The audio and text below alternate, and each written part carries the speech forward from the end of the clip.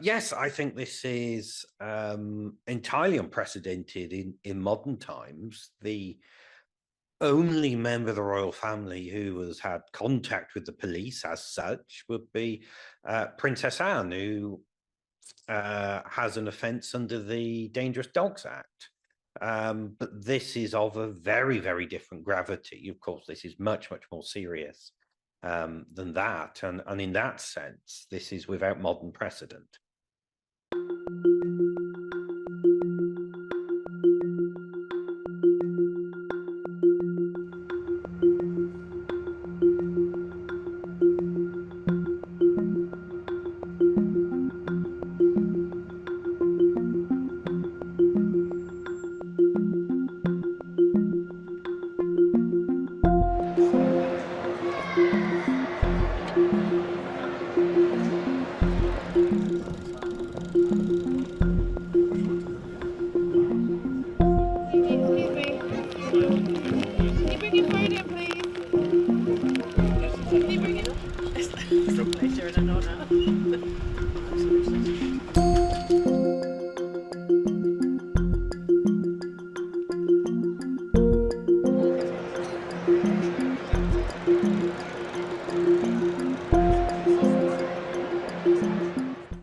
This is the big question in many ways, in that they've done everything they can, by and large, to remove Andrew from the royal family, so to speak, and, from the working monarchy.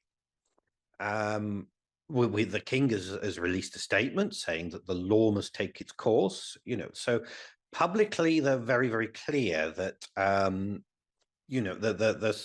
sort of, he's not being shielded by the royal family in the sense he's not part of it, and he's on his own in that sense, and in a sense quite literally he's on his own in Sandringham. If things sort of develop from this to a charge and maybe a conviction, then the questions of his remaining constitutional links to the monarchy will come under question, which is his position in the line of succession and his position as a Councillor of State. But they can only be removed by legislation. And up until now, that hasn't been felt necessary. But that calculation may change if this situation develops further.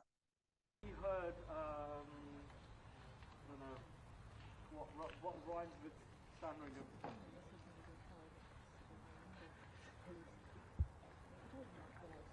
Sicily?